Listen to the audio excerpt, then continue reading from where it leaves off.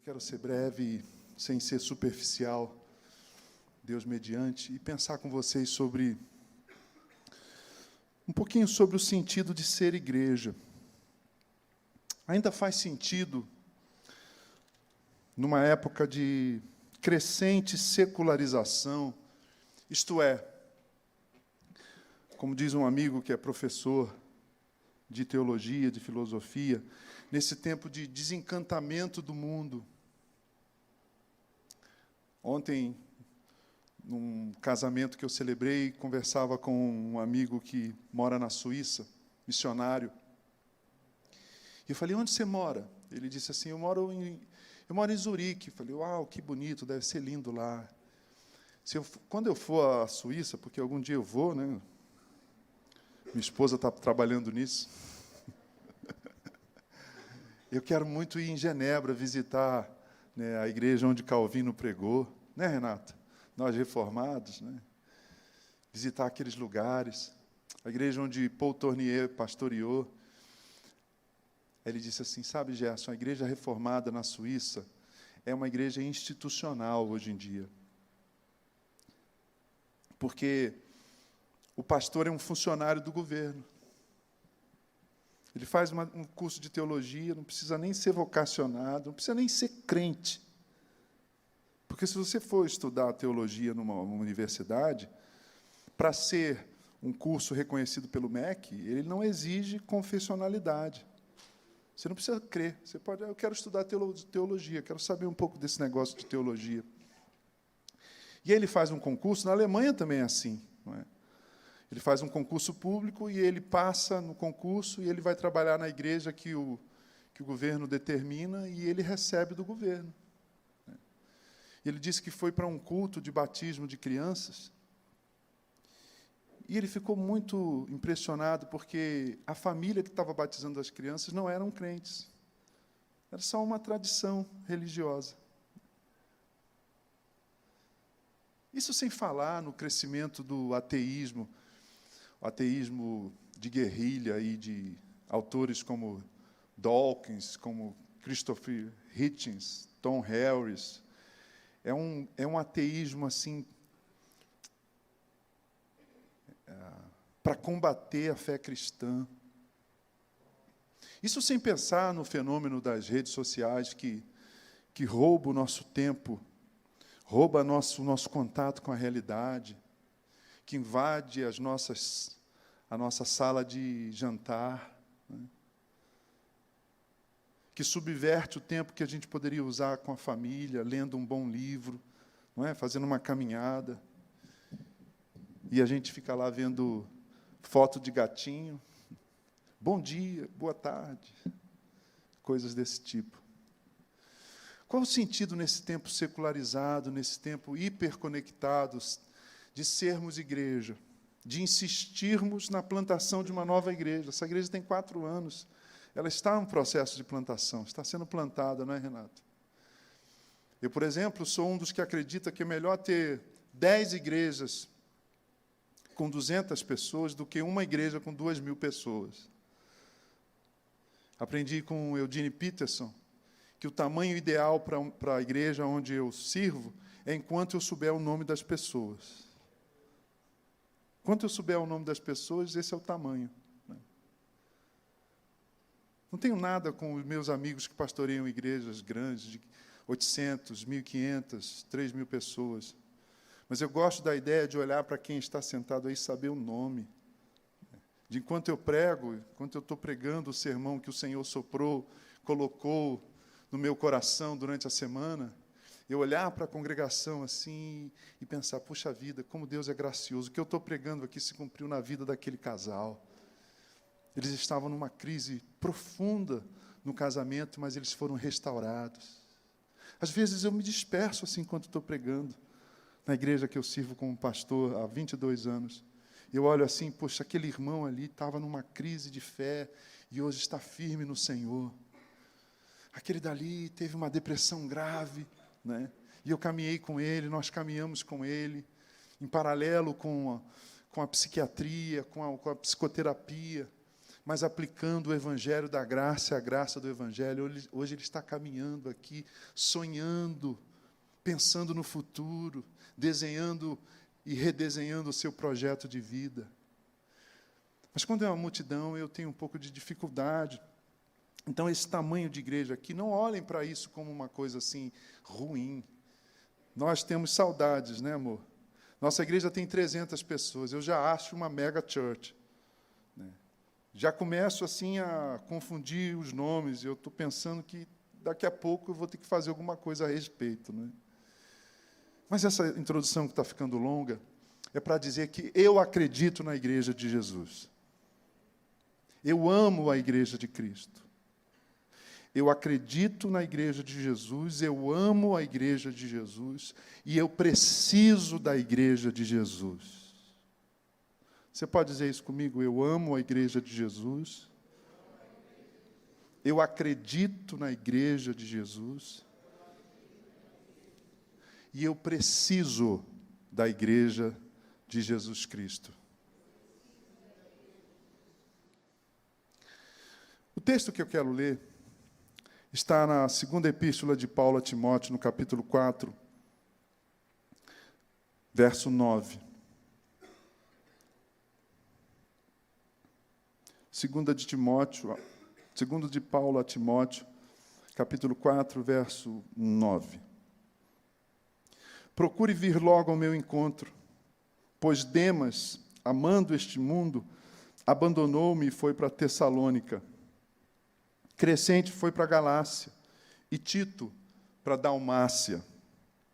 Só Lucas está comigo. Traga Marcos com você, porque ele me é útil para o ministério. Só até aqui, como são apenas 2 versos, 9 e 10. 9, 10 e 11, 3 versos, eu vou repetir. Procure vir logo ao meu encontro. Verso 9. Pois Demas, amando esse mundo, abandonou-me e foi para Tessalônica. Crescente foi para a Galácia e Tito para a Dalmácia. E o verso 11. Só Lucas está comigo. Traga Marcos com você, porque ele me é útil para o ministério. Sabe o que é igreja? A igreja é uma comunidade formada por gente que confessa que Jesus é o Cristo. Simples assim. A igreja é a comunidade daqueles que confessam que Jesus é o Cristo. Isso é inaugurado com a confissão de Simão. O que você diz a meu respeito, Simão? Tu és o Cristo, o Filho do Deus vivo. Ao ouvir a confissão de Simão, o Senhor diz assim: sobre esta pedra, tu és Pedro, e sobre esta pedra eu edificarei a minha igreja. Então, o que é igreja? Fique com esse conceito. Igreja é uma comunidade confessante. A gente se reúne aqui para confessar, para professar que nós cremos que Jesus de Nazaré, aquele que se encarnou, aquele que foi concebido pelo Espírito Santo, na Virgem Maria, como recitamos no Credo dos Apóstolos, ele é o próprio Deus. Ele é o Deus que se tornou gente, como eu gosto de dizer, Deus se tornou gente para que a gente seja gente como gente deve ser. Essa também é boa, né? Deus se tornou gente para que a gente seja gente como gente deve ser. Então, essa comunidade que eu amo e que você ama, essa comunidade na qual você acredita e eu acredito, essa comunidade que você sente necessidade de fazer parte, não apenas de frequentar os cultos, mas de fazer parte, ela é formada por gente que confessa que Jesus é o Cristo. Não é gente que pensa a vida da mesma forma, a gente aqui que diverge. Não é gente que tem a mesma formação teológica, não é formada por gente que estudou nas mesmas escolas, que fez a mesma graduação, que olha para a vida com o mesmo óculos. E esse texto aqui nos ajuda a pensar nos desafios de sermos igreja, assim, formada por gente tão distinta, tão diferente, mas gente por quem Jesus Cristo morreu e em quem o Espírito Santo habita. Gente que está sendo transformada, gente que está a cada dia se assemelhando mais ao Cristo, gente que aguarda o seu retorno, gente que crê. A igreja de Jesus é formada por crentes, não é por frequentadores de domingo. A igreja de Jesus é formada por gente que crê que Jesus de Nazaré é o Cristo, o Filho do Deus vivo. Isso é ser igreja.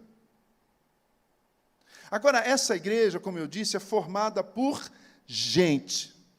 E aqui eu quero trabalhar com vocês algumas coisas muito importantes, algumas afirmações que, para mim, são axiomáticas, elas não estão sob júdice, elas não podem ser discutidas, elas são afirmações inquestionáveis. Igreja é feita de gente. Essa é a primeira coisa. Nem anjo, nem demônio. Gente. Posso brincar com uma mania evangélica, do evangelicalismo popular? Posso, vocês me permitem? Vira para o lado e fala assim: meu irmão, eu sou gente, você é gente. Não sou anjo e nem sou demônio. Não sou anjo e nem sou demônio. A comunidade que é chamada de igreja, essa comunidade confessante, essa gente peregrina, essa gente que está entre a árvore do conhecimento do bem e do mal, lá no Gênesis, e a árvore da vida, no Apocalipse, é gente. Essa igreja é formada por gente. Isso é muito importante.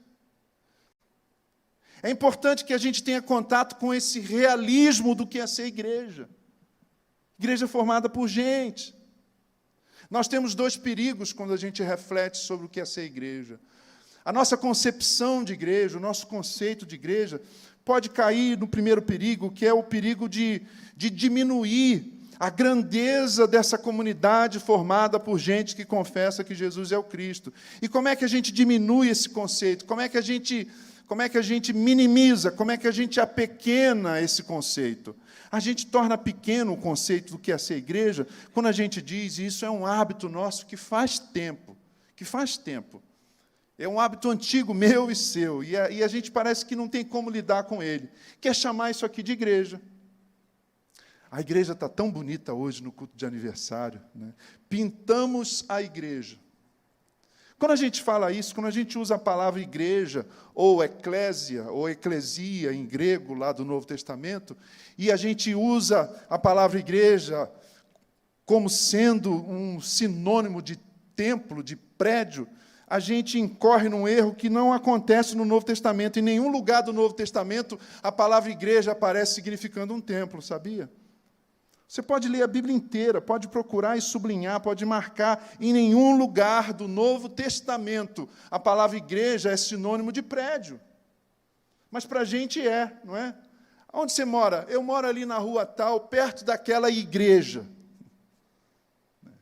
Você viu como, depois da reforma, eu não estou falando da reforma do século XVI, mas da reforma do prédio, depois da reforma a nossa igreja ficou mais acolhedora. A gente usa assim.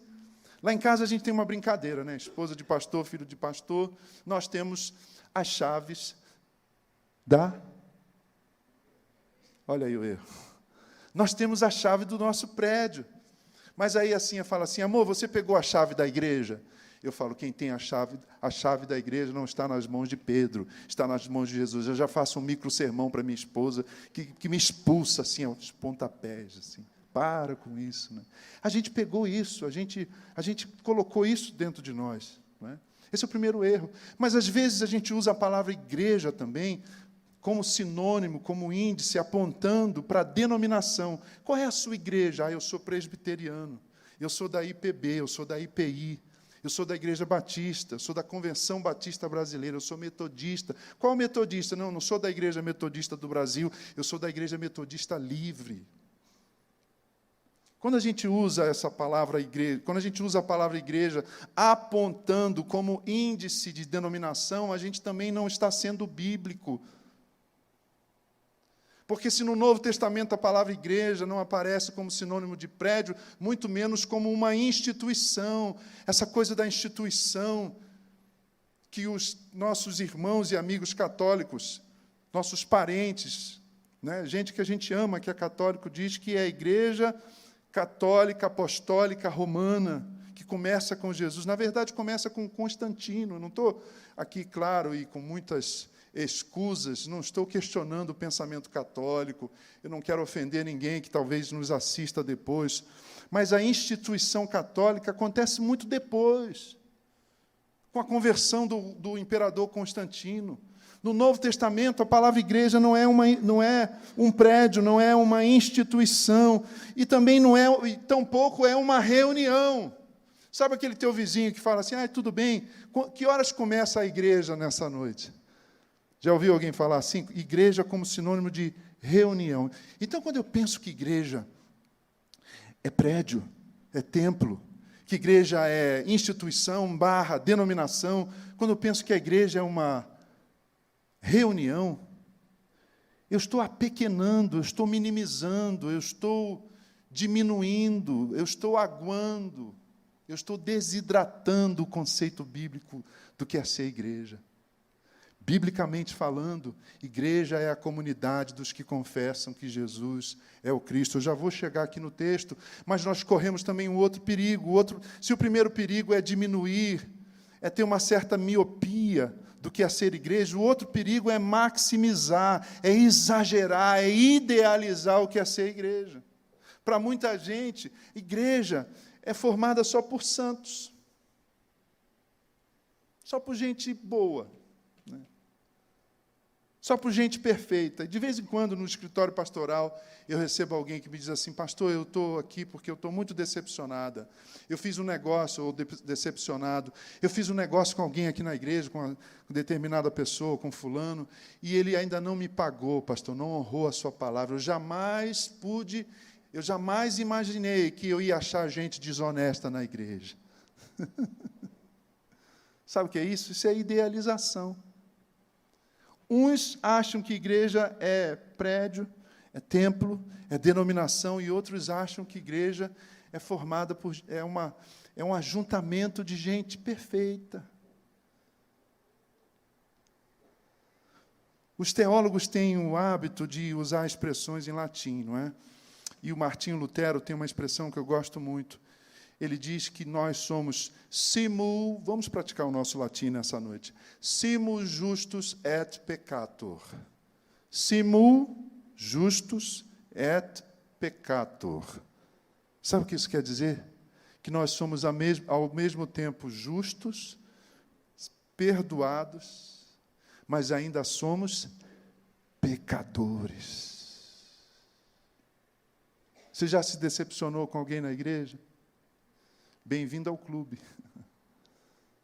Quem não? Porque isso aqui é feito de gente.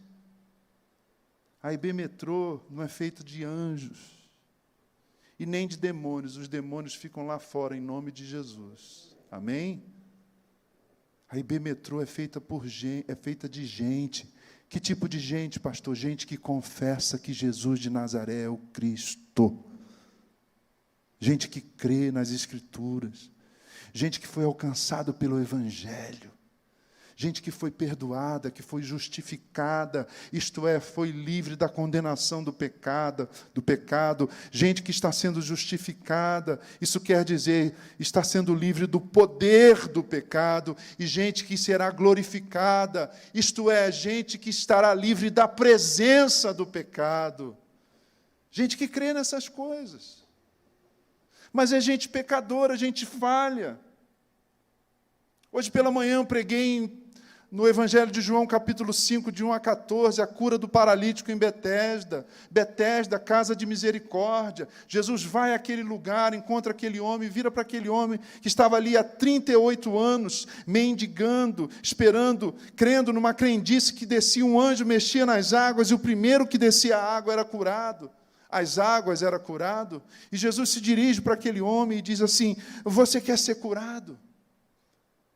A igreja é Betesda, A igreja é esse lugar de misericórdia. Não se assuste com o pecado do outro. Não se assuste com a doença do outro. Igreja é hospital, é lugar para gente doente. Quem precisa de médico é quem está enfermo. E o médico dos médicos é o Senhor e dono da igreja. Você diz amém? Aí a gente vai para esse texto aqui, debaixo dessa afirmação teológica. Primeiro eu disse, eu amo a igreja, eu creio na igreja e eu preciso da igreja. Essa é a minha primeira frase. Depois eu disse que igreja é formada de gente. Nem anjo perfeitinho, nem demônio. Gente como você, como eu. E aí a gente vai para o texto, depois dessa longa introdução. Você sabe que quando o Bernardo, que estava tocando ali, teclado, tinha 3 anos, um dia eu virei para ele e falei assim, filho, eu sou o seu pastor, Jesus é o seu pastor. Ele falou, não, papai, você é meu pastor. E aí eu falei assim, você sabe o que é ser pastor, filho? Ele falou, eu sei, é alguém que fica falando muitas palavras. Aí esse pecador ainda piorou, né? Um dia ele falou assim, papai, eu já percebi que você mente. Me assustei, falei, filho, papai não mente, mentira é pecado. O diabo é o pai da mentira. Não, papai, você mente. Eu falei, meu filho, de onde você tirou isso, menino? Ele falou assim, sempre que você está pregando lá na igreja, papai, você diz assim, olha, na igreja, viu aí, o ato falho? Sempre que você está pregando no culto, né, você diz assim, então, irmãos, para terminar, só que você não termina, papai, você continua pregando. Então, eu não vou dizer para terminar, Renato, mas eu quero apontar 3 características dessa gente que forma a igreja, que forma a IB Metrô. Você, seu irmão que está aí do lado, e aqueles a quem o Senhor há de chamar, aqueles que serão acrescentados a essa comunidade de fé, aqueles que serão regenerados pelo Espírito Santo e pelo Evangelho. O texto diz, Paulo diz, procure vir logo ao meu encontro. Ele está conversando com Timóteo, seu discípulo. Ele é preceptor de Timóteo. Ele está mentoreando Timóteo. Ele está orientando Timóteo quanto à vocação pastoral, e ele escreve para Timóteo, já ao quebrado pela idade, provavelmente se avizinhando dos seus 70 anos, enfermo, com as costas e o coração marcado pelo sofrimento do pastorado e do apostolado. E ele está sozinho, ele está preso, ele está adoecido, ele está solitário. E ele escreve para o seu discípulo Timóteo, dizendo, procure vir logo ao meu encontro. E aí ele começa a falar daquilo que alguns teólogos chamam de círculo paulino, e eu prefiro pensar com vocês aqui, expandindo a nossa leitura desse texto, eu prefiro pensar, ele começa a descrever um pouco da igreja que ele pastoreava, ou das igrejas que ele pastoreava. Por que ele está descrevendo a igreja sem usar a palavra igreja? Porque a igreja é feita de... Vocês estão aprendendo aí o sermão. Igreja é feita de gente. Ele não usa a palavra eclésia, mas ele diz, pois Demas, amando esse mundo, abandonou-me e foi para Tessalônica. E ele diz o nome de mais 2 que o deixaram. Crescente foi para a Galácia. E Tito foi para a Dalmácia. Pastor Renato, sabe o que ele está dizendo aqui? Expandindo a minha afirmação teológica, a igreja é feita de gente. A igreja é a comunidade dos que confessam que Jesus é o Cristo. E essa comunidade confessante é feita de gente. Essa comunidade feita de gente é, em primeiro lugar, feita de gente que vem e que vai. Gente que vem e vai ou pelos motivos certos, corretos, dirigidos pelo Espírito Santo, que os conduz para outros momentos na sua peregrinação, na sua caminhada de fé, ou gente que se afasta, que abandona essa congregação, essa comunidade confessante pelos motivos errados. Deixa eu começar pelos motivos errados. Demas amando esse mundo. Meu amigo Nelson Bomilcar e um outro teólogo do Rio de Janeiro escreveram textos importantes sobre o processo de desigrejamento. Já ouviu falar nos desigrejados? Gente que fala assim, eu creio em Jesus, mas eu não creio mais em igreja, eu não preciso de igreja. Nem ama a igreja, nem acredita na igreja e nem precisa mais da igreja. Por quê? Porque foi ferido pela igreja. Ou então porque pensou que a igreja era algo que lhe prestava um serviço. Os americanos chamam os cultos de service, de serviço, mas isso é perigoso. Eu sei que a origem vem de liturgel, liturgia, em grego, que é uma palavra para adoração, que quer dizer prestar um serviço.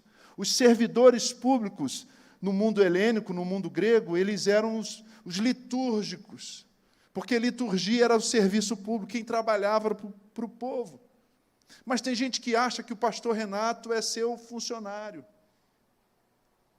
Tem gente que acha que a igreja está aqui e eu contribuo com o meu dízimo, com a minha oferta. Me permita, Renato, você é pastor, eu sou pastor, estamos aqui ministrando para uma igreja amada. Mas tem gente que acha que está comprando um serviço. Nosso amigo Ricardo Agreste contou uma vez que ele recebeu um e-mail de um frequentador da igreja presbiteriana da Chácara Primavera, em Campinas, e ele disse, prezado reverendo. Ele falou assim, quando o cara me chama de reverendo, eu já fico esperando. Né? Prezado reverendo. Né? Tenho frequentado a igreja da Chácara Primavera, tenho sido muito abençoado pelos seus sermões, mas eu tenho algumas críticas a fazer. Em primeiro lugar, eu não concordo que a igreja use esses ritmos sensuais da música popular brasileira. Ritmos sensuais da música popular brasileira. E ele falou assim, eu ainda queria dizer outra coisa, eu costumo sentar sempre no meio do salão e o ar-condicionado está sempre muito gelado ali naquele ponto. Ele ligou para o SAC, para o serviço de atendimento ao crente. Então, é um serviço. Tem gente que se afasta da igreja porque é ferida, porque sofre abuso religioso. Eu recebo gente que vai congregar conosco e eu pergunto assim, de onde você veio? Eu vim da igreja A, B, C, Y, Z. E por que você saiu de lá? Não, porque aconteceu isso, meu coração se entristece. E eu pergunto, você já comunicou ao seu pastor que você está vindo para cá? Eu comuniquei, mas ele sabe o que ele me disse, pastor? Já perdi a conta de vezes que eu ouço isso. Ele disse assim, você não tem a minha bênção, você sai sem a minha bênção. E se o pastor não abençoa, ele está amaldiçoando.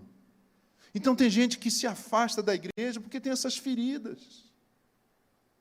Porque é ferido nesse ambiente que era para ser Betesda, lugar de misericórdia, lugar onde Cristo cura paralítico, onde as nossas doenças biopsíquicas espirituais são curadas pela graça do Senhor, porque eu creio que igreja é um lugar de cura. Você crê nisso? Igreja, o ambiente da igreja não é para nos adoecer, irmãos, é para nos curar. Eu sou pastor há 22 anos na mesma igreja, 5 numa outra igreja, servi 5 anos numa outra igreja, filha da Igreja Batista do Morumbi, de onde a nossa irmã Beth veio. A gente conversava ali sobre o Guilherme, sobre o pastor Ari Veloso, nossos amigos lá do Morumbi. E já estou no ministério há mais de 30 anos. Mas quanta gente tem sido ferida na igreja, isso é um absurdo. Mas não é um absurdo se a gente, para muitos é absurdo, mas não é absurdo se a gente se lembrar que a igreja é feita de gente.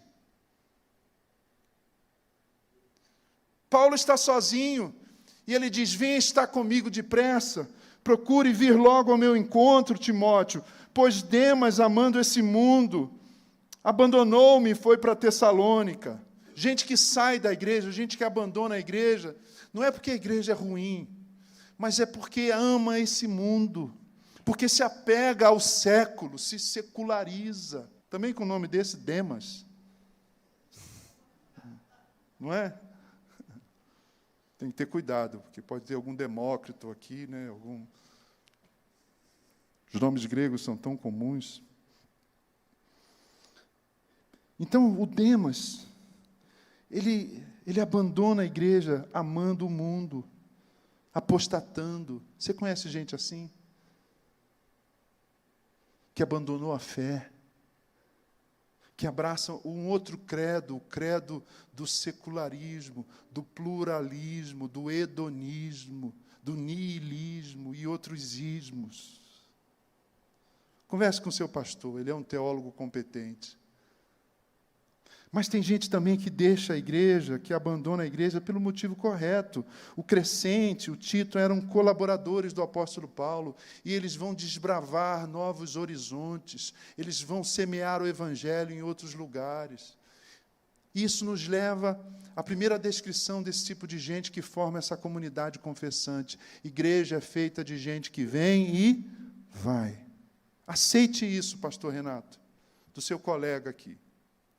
Igreja é feita de gente, por gente, nem anjo, nem demônio. Eu estou pregando para o pastor, eles estão ouvindo, meu amigo. Em primeiro lugar, gente que vem e vai. Você é o dono dessa igreja, Renato? Nós não somos donos do rebanho, o rebanho é de Jesus Cristo. Igreja é feita de gente que vem e vai. Mas o Paulo prossegue dizendo assim, só Lucas está comigo, segundo tipo de gente. Igreja é feita de gente que vem e fica. Renato, eu oro que o Senhor te envie aqui obreiros, companheiros, irmãos e irmãs que venham e que fiquem. Eu não estaria, Evandro, eu não estaria, Renato, vocês que são obreiros, e outros pastores que talvez estejam aqui, eu não estaria há 22 anos na mesma igreja sem gente que veio e ficou na minha vida, e você conhece alguns deles. Igreja é feita de gente que vem e vai, mas também é feita de gente que vem e fica. Gente que acredita na gente quando a gente não acredita na gente. Um domingo pela manhã preguei com o coração apertado, nem sei porquê. Nem sei qual foi o motivo, mas uma irmã nossa, esposa do nosso amigo Aguinaldo, me mandou uma mensagem à tarde dizendo, pastor, achei você triste. A mensagem foi abençoada, mas eu achei o seu olhar triste. Venha jantar aqui em casa na segunda-feira. E preparou um bacalhau para mim, irmãos, que nem Salomão em toda a sua glória.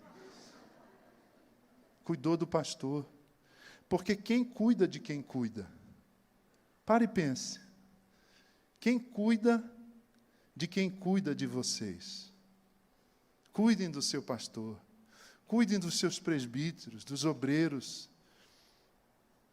dessa comunidade de fé que se reúne aqui.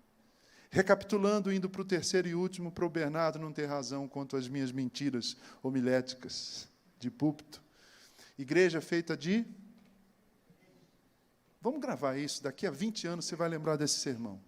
Ok? Eu já terei sido promovido, não ao céu, né? Mas à aposentadoria. Mas você vai se lembrar, a igreja é feita de gente, nem anjo, nem demônio. Gente. Então não se surpreenda. Em primeiro lugar, gente que vem e vai. Em segundo lugar, gente que vem e fica. Ah, como a gente precisa de gente que vem e fica. Fica do nosso lado. Fica de joelhos por nós. Fica segurando as nossas mãos. Feito aqueles colaboradores de Moisés que seguraram as suas mãos enquanto ele intercedia. Gente que fica. Gente que atravessa os ventos, as tempestades, os temporais, as vicissitudes, as tribulações, mas fica porque ama a igreja de Jesus, porque acredita na igreja de Jesus e porque precisa da igreja de Jesus.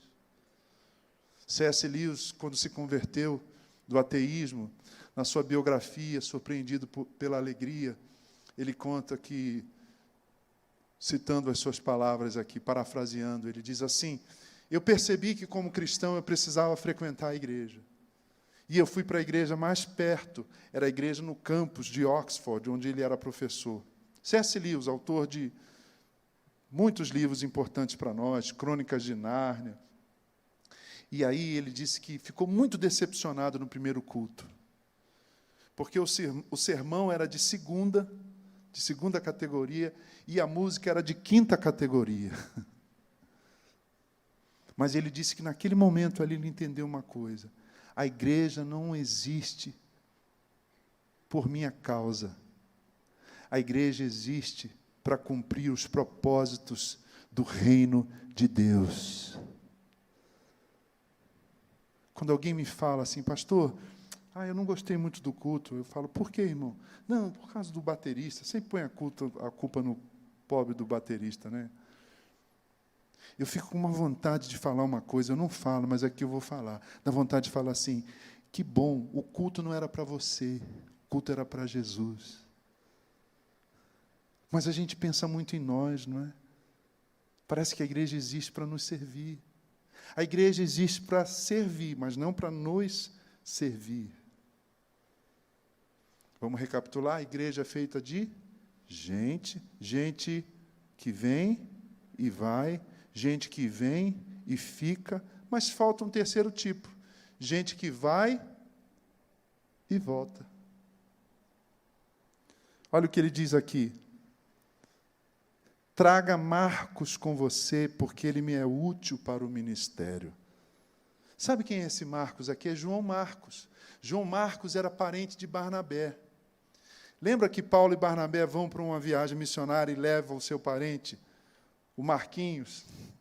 Só que ele era um menino, ele não estava nem aí para a hora do Brasil. Ficava lá no Instagram, na reunião de oração lá de Paulo e Barnabé. Deu trabalho para Paulo. Paulo perdeu a paciência, falou: é o seguinte, com ele a gente vai ter que separar, ou ele ou eu. E aí eles têm uma séria cisão, eles têm uma desinteligência, eles se afastam, e por causa de Barnabé, então, aqueles dois missionários se afastam. 20 anos depois, Paulo humildemente reconhece que o moço amadurecera, que ele crescera. E sabe quem é esse Marcos? Esse Marcos é o autor do evangelho que leva o seu nome. Ele é um discípulo de Pedro. O evangelho de Marcos se baseia nas memórias de Pedro. E Paulo já está sabendo disso tudo. Ele tem notícias de como esse moço cresceu, como ele avançou na fé, como ele amadureceu no evangelho. E como a igreja não é apenas feita de gente que vem e vai, mas a igreja também é feita de gente que vem e fica, e também de gente que vai, mas volta. O Paulo diz: Timóteo, traga o João Marcos, eu preciso dele. Você conhece alguém que se afastou da igreja de Jesus, mas que voltou?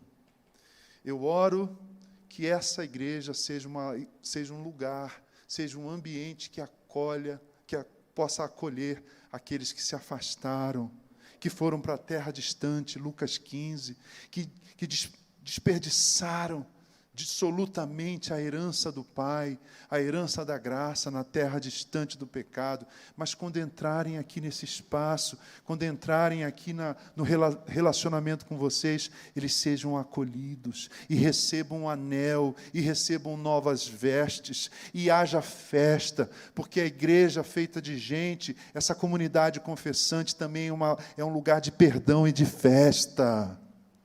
A igreja é lugar do perdão e é lugar de festa, queridos irmãos. Essa é a palavra que eu trago para vocês nessa noite. Não minimizem o que é ser igreja. Igreja não é prédio. Igreja não é denominação, isso não tem importância.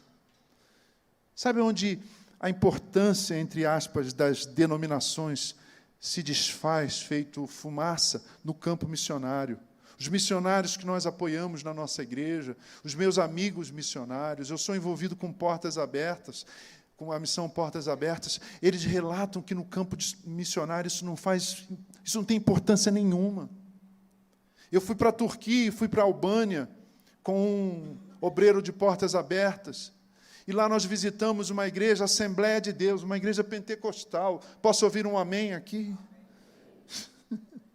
E aí, Renato, o pastor me disse assim, Gerson, eu não desanimei aqui, sabe por quê? Porque toda semana eu me reúno com um pastor para orar. E eu perguntei a ele se era da Assembleia de Deus. Ele falou, não, ele é da IPB. A gente dobra os joelhos juntos e a gente ora. Um calvinista e um armeniano de joelhos dobrados. Porque igreja não é denominação, igreja é a comunidade daqueles que confessam que Jesus é o Cristo. Igreja é feita de gente que vem, vamos falar? Gente que vem e vai. Gente que vem e fica. E gente que vai e volta.